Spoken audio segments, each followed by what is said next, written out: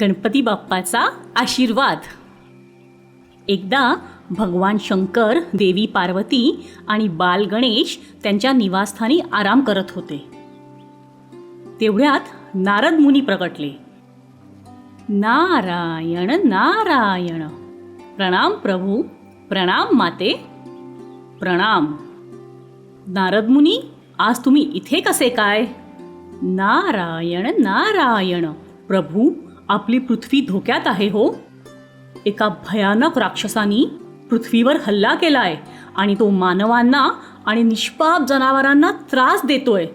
प्रभू, तुम्ही काहीही करा, पण आपल्या पृथ्वीचं रक्षण करा. प्रभू, त्वरा करा, कृपा करून काहीतरी करा. भगवान शंकरांनी आपल्या दिव्य दृष्टीने पाहिलं की एक राक्षस पृथ्वीवर हल्ला करत होता, मानवांचा छळ करत होता, मुक्या जनावरांना मारत होता. काळजी करू नका, मी या राक्षसाचा समाचार घेतो. बाबा, मी पण तुमच्याबरोबर येऊ का? नको बाळा, मी एकटाच जातो, तू तुझ्या आईबरोबर राहा. भगवान शंकर रथात बसून पृथ्वीवर जाण्यास निघाले. पण त्यांचे घोडे जागचे हल्लेच नाहीत. खूप प्रयत्न करूनही घोडे काही हलायला तयार नव्हते. भगवान शंकर रथातून खाली उतरले आणि घोड्यांजवळ गेले. त्यांनी आपला हात वर करून घोड्यांना आशीर्वाद दिला. भगवान शंकर परत रथात बसले आणि घोड्यांना निघायची आज्ञा दिली. आणि त्याबरोबर ते घोडे वेगाने पळू लागले. जंगलातून पार होताना अचानक ढग गडगडले, विजा चमकू लागल्या आणि जोराचा पाऊस आला. अशा वातावरणात प्रवास करणं शक्य नव्हतं, म्हणून भगवान शंकरांनी थांबायचं ठरवलं. त्यांनी एका झाडाखाली आसरा घेतला. थोड्या वेळाने पाऊस थांबला. भगवान शंकरांनी आपला प्रवास सुरू केला. थोडंसं पुढे जाताच त्यांच्या रथाचं चाक एका दगडाला आपटलं आणि तुटलं. रथ थांबला. घोडे घाबरले. भगवान शंकर खाली उतरले. रथाला काय झालं ते पाहू लागले. त्यांच्या मनात विचार आला, हे काय चाललंय? आधी घोडे जागचे हलत नव्हते, मग तो पाऊस, आणि आता हे असं का होतंय? मी तर एका चांगल्या कामासाठी निघालोय. त्या दुष्ट राक्षसाला मारून मला पृथ्वीचं रक्षण करायचंय, तरी माझ्या वाटेत एवढे अडथळे का येत आहेत? हा दैवी चमत्कार वाटतोय. तेवढ्यात त्यांना आठवलं, ज्यावेळी त्यांनी हत्तीचं मस्तक गणेशाच्या शरीरावर बसवून त्याला पुनर्जीवन दिलं, त्यावेळी त्यांनी देवी पार्वतीला एक वरदान दिलं होतं. ते म्हणजे यापुढे कोणीही कुठलंही शुभ कार्य करायला जाताना प्रथम गणपतीची पूजा करेल, त्याचे आशीर्वाद घेईल. पण भगवान शंकर विसरले की हे वरदान त्यांच्यासाठीही लागू होतं. आता मला कळलं की एवढे अडथळे का येत आहेत. मी युद्धावर जाण्याआधी गणेशाची पूजा करायला विसरलो. मला कैलासावर जाऊन प्रथम गणेशाची पूजा करायला हवी. भगवान कैलासावर परतले आणि देवी पार्वतीला सगळं काही सांगितलं. भगवान शंकरांनी गणेशाची पूजा मांडली. मग त्यांनी आणि देवी पार्वतींनी गणेशाची पूजा केली. गणेशाला आनंद झाला. गणेशाचे आशीर्वाद घेऊन ते परत पृथ्वीच्या दिशेने निघाले. त्यांनी त्या दानवाचा वध केला आणि पृथ्वीला वाचवलं. म्हणूनच गणपती बाप्पांचे सगळे भक्त कुठलंही नवीन कार्य करण्याआधी आपल्या लाडक्या बाप्पाची पूजा करून त्याचे आशीर्वाद घेतात. त्यामुळे त्यांना बाप्पाच्या आशीर्वादाने यश आणि आनंद मिळतो.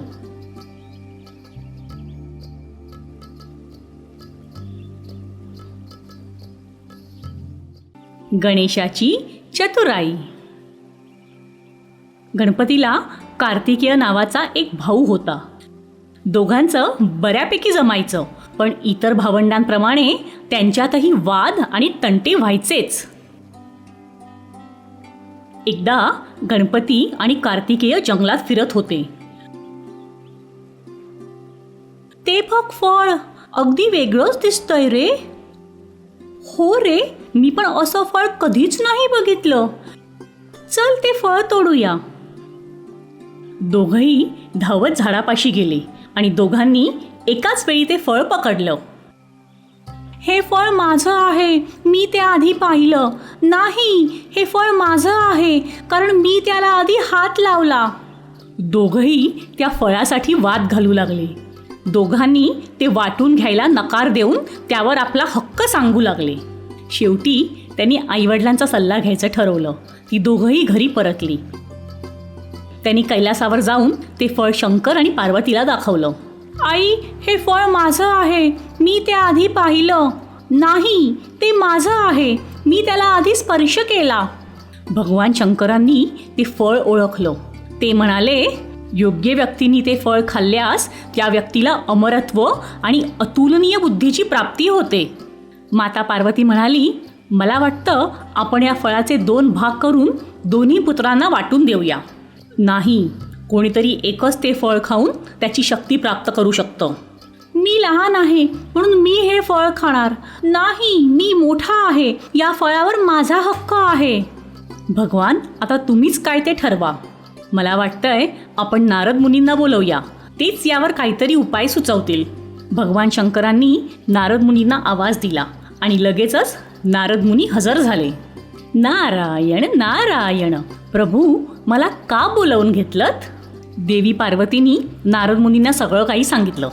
नारायण नारायण, मी या दोघांसमोर एक आव्हान ठेवतो. जो ते जिंकेल त्याला हे फळ मिळेल. दोघंही तयार झाली. दोघांनीही विश्वाला 3 प्रदक्षिणा घालायच्या. जो प्रदक्षिणा प्रथम घालून कैलासावर परत येईल त्याला विजयी घोषित करून हे फळ देण्यात येईल. मला वाटतं की ही कल्पना अगदी उत्तम आहे. आम्हाला मान्य आहे.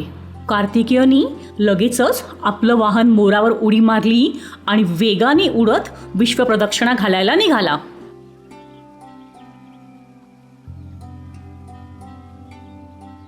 इकडे गणेशाने थोडा विचार केला. माझं वाहन उंदीर तर उडू शकत नाही आणि कितीही जोरात धावलं तरी त्या मोरासमोर जिंकणं अशक्यच आहे. काहीतरी योजना आखलीच पाहिजे. गणपतीला एक युक्ती सुचली. तो मनातच हसला. त्यांनी आईवडिलांभोवती 3 प्रदक्षिणा घालायला सुरुवात केली. भगवान शंकर, माता पार्वती आणि नारद मुनी चकित झाले. बाल गणेश नक्की काय करतोय? 3 प्रदक्षिणा पूर्ण झाल्यावर बाल गणेश आई वडिलांसमोर उभा राहिला.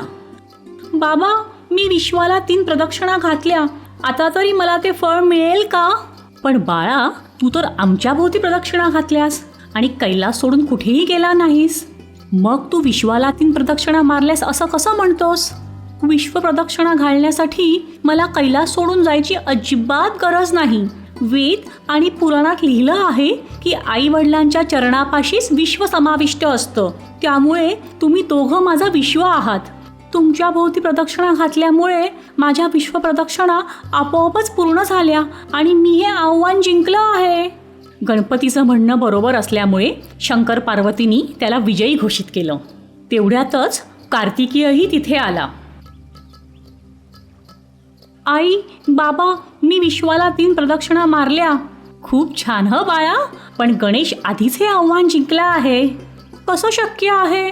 गणेशाला प्रदक्षिणा घालताना मी अजिबात पाहिलं नाही. गणेशांनी हे आव्हान कसं जिंकलं?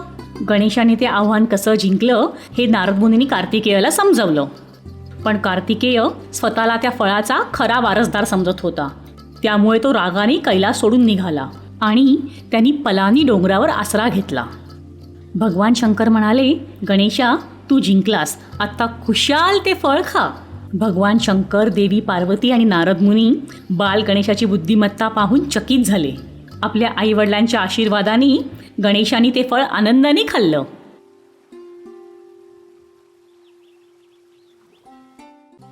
गणपतीचं वाहन उंदीर मामा. तुम्ही सर्वांनी गणपतीच्या पायाजवळ एक लहानसा उंदीर पाहिला असेलच. जेव्हा आपण नैवेद्याच्या स्वरूपात मोदक, लाडू, करंजी बाप्पाला अर्पण करतो, तेव्हा त्यातला थोडासा भाग आपण उंदरासमोरही ठेवतो. गणपती बाप्पासारख्या प्रबळ देवाचं उंदीर हे वाहन कसं? चला तर मग आता आपण त्यामागची गोष्ट जाणून घेऊ. प्राचीन काळी गजमुखासूर नावाचा एक असुर होता. त्याला अतिशय ताकदवान होऊन स्वर्ग, धरती आणि पाताळावर राज्य करायचं होतं. मी माझ्या पूर्वजांप्रमाणे महादेवाचा कठोर तप करून त्यांना प्रसन्न करीन आणि वरदान मिळवीन. गजमुखासुराने डोंगर माथ्यावर जाऊन कठोर तप करायला सुरुवात केली. अनेक वर्षाच्या कठोर तपानंतर महादेवानी त्याची दखल घेतली. महादेव पार्वतीला म्हणाले, त्या असुरानी अनेक वर्ष कठोर तप केला आहे. आता मला त्याची इच्छा पूर्ण करावीच लागेल. महादेव गजमुखासमोर प्रकट झाले. भक्ता, मी प्रसन्न झालो. तुझ्या मनात जे काही आहे ते मला सांग. मी तुझी इच्छा पूर्ण करीन. गजमुखासुराने डोळे उघडले.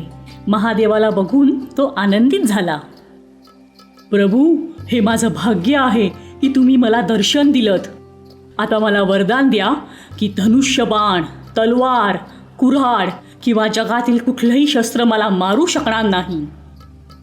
तथास्तु, असं बोलून महादेव अदृश्य झाले.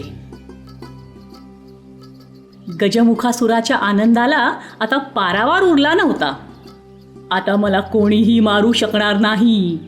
मी अमर झालो. हा हा हा हा हा.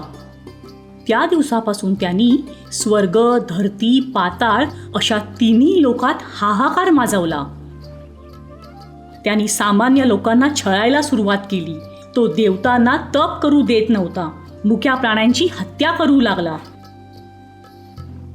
सगळेजण त्याच्या छळाला कंटाळले होते. देवराज इंद्रानी महादेवाची भेट घेतली. प्रभू, आम्हाला मदत करा. त्या दुष्ट राक्षसापासून जगाचं रक्षण करा. देवराज, चिंता करू नका. मी माझा पुत्र गणपतीला त्या गजमुखासुराचा बंदोबस्त करायला पाठवतो. महादेवांनी गणपतीला आवाज दिला. नमस्कार बाबा, मला का बोलवलत? मी तुमच्यासाठी काय करू? माझी इच्छा आहे की तू या जगाला त्या असुराच्या त्रासातून मुक्त करावंस. हो बाबा, मीही त्याच्याबद्दल बरंच काही ऐकलंय. तुम्ही काळजी करू नका, मी बघतो त्याला. बाप्पा निघाले आणि असुरासमोर प्रगट झाले. तू इथे का आलास? तुझ्या त्रासातून सगळ्यांची मुक्तता करण्यासाठी मी इथे आलो आहे. मला तुझा सल्ला नकोय. इथून निघून जा. आता मात्र बाप्पा रागावले आणि त्यांनी त्या असुराला धडा शिकवायचं ठरवलं.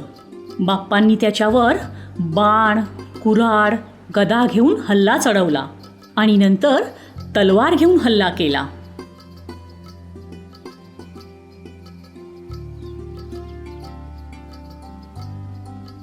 पण एकही शस्त्र गजमुखासुराला मारू शकलं नाही. हा हा हा हा हा. तुला बहुतेक माहीत नसावं, कुठलंही शस्त्र मला मारू शकत नाही. तुझ्या वडिलांनीच मला तसं वरदान दिलंय. आता बाप्पांनी थोडा विचार केला. आपला उजवा सुळा तोडून त्यांनी त्या असुरावर फेकला. त्या सुळ्याचा स्पर्श होताच त्याचं उंदरात रूपांतर झालं. तो चवताळलेला उंदीर आता बाप्पांवर हल्ला करू लागला. बाप्पांनी दोरीच्या सहाय्याने त्याला पकडलं. नंतर बाप्पा त्या उंदरावर स्वार झाले. त्या उंदराने निसटायचा खूप प्रयत्न केला, पण त्याला काही जमलं नाही. बाप्पांनी त्याचा अहंकार आणि गर्व चिरडून टाकला. देवा, मला क्षमा करा. तुला तुझ्या खोट्या अहंकाराची आणि गर्वाची शिक्षा मिळालीच पाहिजे. हे देवा, मला चांगलीच अद्दल घडली आहे. मला क्षमा करा आणि तुमचं वाहन म्हणून माझा स्वीकार करा. जशी तुझी इच्छा. त्या दिवसापासून गणपती बाप्पांनी उंदराचा वाहन म्हणून स्वीकार केला. गणपती बाप्पा उंदरावर बसून कैलासाच्या दिशेने निघाले. त्यांनी आपल्या आईवडिलांना भेटून त्यांचे आशीर्वाद घेतले. त्या दिवसापासून उंदीर गणपतीचं वाहन झाला. गणपती बाप्पा सगळीकडे आपलं वाहन उंदरावर बसूनच प्रवास करतात. बाल गणेश आणि माता पार्वती. एकदा महादेव आणि पार्वती त्यांच्या निवासस्थानी बसले होते. बाल गणेश त्यांच्या दिशेने धावत आला. आई, मी मित्रांबरोबर खेळायला जाऊ का? हो बाळा, जा. स्वतःची काळजी घे आणि वेळेवर घरी परत ये हं. हो आई, असं म्हणून बाल गणेश बाहेर पडला. आपला मित्र उंदराच्या पाठीवर बसला आणि दोघंही खेळायला बाहेर पडले. थोड्याच वेळात ती दोघं एका हिरव्यागार शेतात पोहोचली. तिथे गणेशाचे मित्र लपालपी खेळत होते. मित्रांनो, मी आलो. अरे गणेशा, तू कुठे होतास? तुला एवढा वेळ का लागला? अरे मी कामात होतो, पण आता मी आलो आहे ना, चला खेळूया. असं म्हणून बाल गणेशही लपालपीच्या खेळात सामील झाला.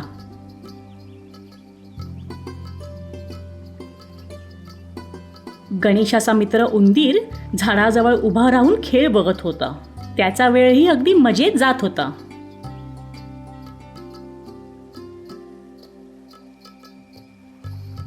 बाल गणेश आणि त्याचे मित्र लपण्यात धावण्यात गुंग होते.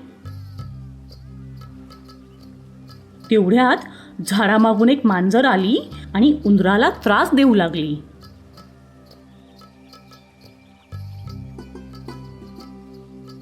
चांगलाच तावडीत सापडलास, आता मी तुला खाणार. तिने उंदराला पकडलं. गणेशा, मला वाचव, मला वाचव. बाल गणेशाने ते पाहिलं आणि तो धावत तिथे आला. हे मांजरी, माझ्या मित्राला सोड. मी उपाशी आहे, मी त्याला खाणार. तुझी एवढी हिम्मत की तू माझं ऐकत नाहीस? सोड त्याला. पण मांजरीने उंदराला सोडलं नाही. आता गणेश खूपच रागावला. त्याने मांजरीला जोरात बुक्का मारला. मांजरीने लगेचच उंदराला सोडलं. पण गणेशाचा राग काही कमी झाला नाही. त्यांनी मांजरीची शेपूट धरून तिला उचललं, हवेत गरागरा फिरवलं आणि जमिनीवर आपटलं. ती मांजर जखमी झाली होती. ती बिचारी निमूटपणे तिथून निघून गेली. गणेशा, माझा जीव वाचवल्याबद्दल धन्यवाद हं. अरे, तू माझा खास मित्र आहेस ना, तुझ्यासाठी मी काहीही करेन. चल आता घरी जाऊ. उंदरावर स्वार होऊन गणेश घरी गेला.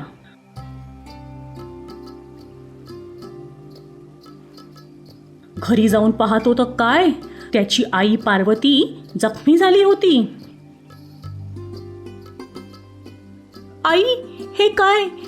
तुला काय झालं? हे कोणी केलं? बाळा, हे तूच केलंस. हे ऐकून बाल गणेशाला धक्का बसला. मी? हे काय बोलतेस आई? बाळा, मी प्रत्येक जीवितामध्ये आहे. त्यांना कुठल्याही प्रकारचा त्रास झाल्यास तो त्रास आपोआप मलाही होतो. आपण त्या मांजरीला कसं जखमी केलं हे आता गणेशाला आठवलं. आई, मला माफ कर. यापुढे मी कुठल्याही मुक्या जनावराला त्रास देणार नाही.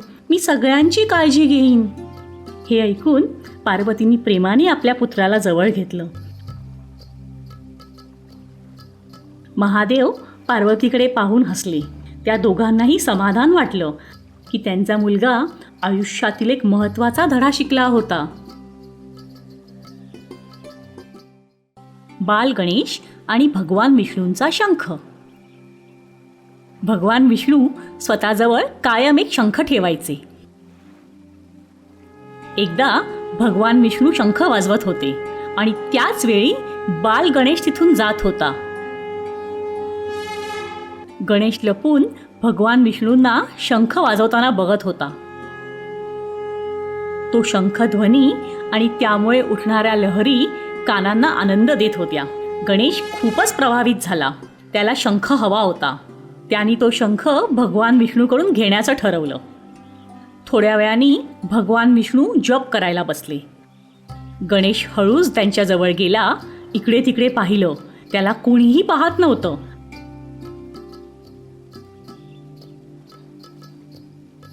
आवाज न करता त्यांनी भगवान विष्णूंच्या हातातनं शंख घेऊन पळ काढला.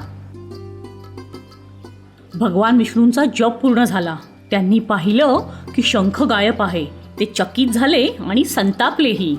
माझा शंख कुठे गेला? कोणी पळवला की काय? मला तो परत मिळवायलाच हवा. भगवान विष्णूंनी शंख शोधायला सुरुवात केली. त्यांनी सगळीकडे शोधलं. अगदी आकाश, नद्या, ढग सगळीकडे, पण शंख काही सापडला नाही. अचानक त्यांना त्यांच्या शंखाचा आवाज ऐकू आला. अरे, हा तर माझ्या शंखाचा आवाज आहे. मला वाटतंय की हा आवाज कैलाश पर्वतावरून येत आहे. भगवान विष्णू आपलं वाहन गरुडावर बसून कैलाश पर्वताच्या दिशेने निघाले. कैलाशावर पोचल्यावर त्यांनी पाहिलं की बाल गणेश शंखनाद करत होता. ते बाल गणेशाजवळ गेले. बाळा, तो शंख माझा आहे. कृपया मला तो परत करशील का रे? हा हा हा, आता हा शंख माझ्या हातात आहे, म्हणजे तो माझा आहे. बाल गणेशाने परत शंख वाजवायला सुरुवात केली. गणेशा, मी तुला आज्ञा देतो. माझा शंख मला परत दे.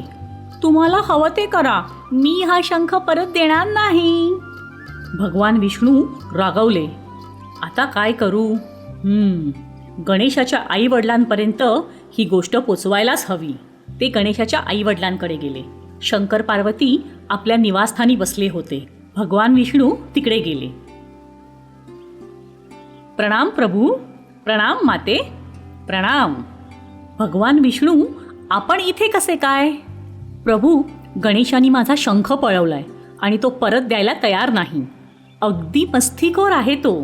प्रभू, तुम्ही त्याला सांगा की भगवान विष्णूंचा शंख परत कर. गणेशाच्या इच्छेसमोर माझ्या शक्तीही चालत नाहीत. त्याला खुश करायचं असेल तर एकच उपाय आहे, तो म्हणजे त्याची पूजा. भगवान, तुम्ही गणेशाची पूजा करा. तो प्रसन्न होऊन तुमचा शंख परत करेल. जशी तुमची आज्ञा प्रभू. भगवान विष्णूंनी गणेशासाठी फार मोठी पूजा मांडली. त्यांनी गणेश, त्याचे माता पिता आणि नारद मुनींना आमंत्रण दिलं. पूजा सुरू झाली. नारायण नारायण. प्रभू, तुम्ही गणेशासाठी मोठी पूजा तर मांडलीत, पण तुम्हाला मनापासून त्याचं चिंतन करायला हवं. त्याला प्रसन्न करायचा हा एकमेव उपाय आहे. भगवान विष्णूंनी गणेशाची प्रार्थना केली. त्याला लाडू मोदक अर्पण केले. गणेशावर फुलांचा वर्षाव केला.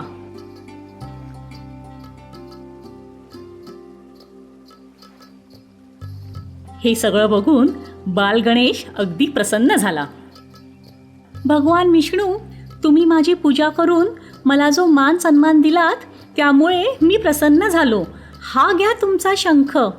असं म्हणून गणेशाने त्यांना शंख परत दिला. शंकर पार्वतींनी गणेशाला आशीर्वाद दिले. भगवान विष्णूही आनंदित झाले. नारायण नारायण. भगवान विष्णू, आमच्यासाठी हा शंखध्वनी करा ना. भगवान विष्णूंनी शंख वाजवला. शंखनादानी सगळे प्रभावित झाले.